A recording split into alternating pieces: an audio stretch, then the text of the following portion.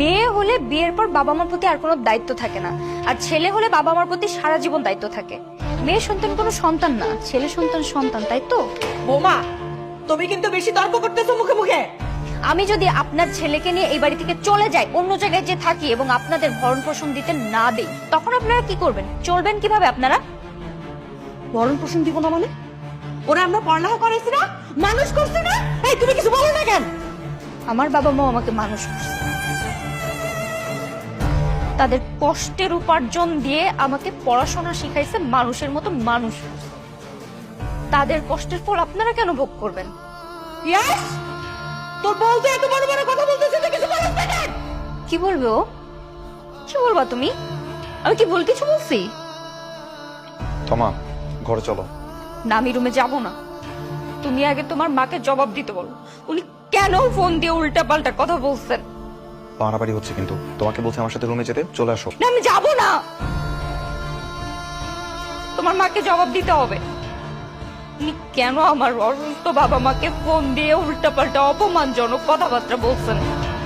মা তোমার কি জবাব দিবে? তুমি আগে আমার প্রশ্নের উত্তর দাও। তুমি যে প্রত্যেকদিন সকালবেলায় বাসা থেকে বের হয়ে অফিসে যাওয়ার আগে নিজের মা বাবার সঙ্গে দেখা করো, অফিসে গিয়ে সারাক্ষণ তাদের সাথে ফোনে কথা বলো, তুমি কি বলতে পারবে এই দুটো মানুষকে তুমি কখনো ফোন দিয়ে খোঁজ খবর নাও? সারাদিন একটা কল দাও?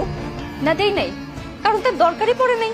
আমি প্রতিদিন ওনাদের সাথে থাকছি, রান্না বান্না করে খাওয়াচ্ছি, খোঁজ খবর রাখছি, তাহলে ফোন দেওয়ার কি আছে? কিন্তু আমি আমার বাবা মার সাথে থাকছি না, তাদের খোঁজ খবর রাখার কেউ নেই। প্রতিদিন অফিসে যাওয়ার আগে শুধু একবার চোখের দেখা দেখার জন্য আমি এখান থেকে যাই, আর কিচ্ছু না। আচ্ছা, তুমি আমার মা বাবাকে রান্না করে খাওয়াচ্ছ, এতে তোমার দায়িত্ব শেষ? তোমার আর কোনো দায়িত্ব নাই? এছাড়া তুমি যা কিছু করতেছো এতে তোমার কোনো দোষ নাই, আর আমার মা তোমাকে কিছু বলে সেটা দোষ। শোনো, আমি আমার শ্বশুর শাশুড়ির প্রতি সঠিকভাবে আমার দায়িত্ব পালন করছি, কিন্তু আমি বিয়ের আগে তোমাকে সবকিছু শেয়ার করছিলাম, আমার বাবা মার সমস্যার কথা শেয়ার করছিলাম।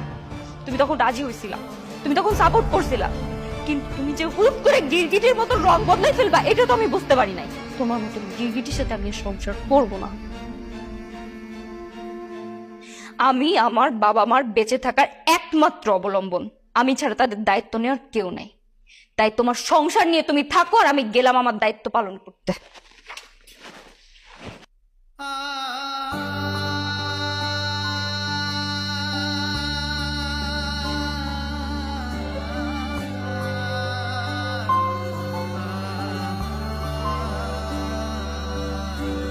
ভালোবাসা হেরে যায় আজ অভিমানের কাছে, দূরে চলে যেতে হয় শত কষ্টের মাঝে, এভাবেই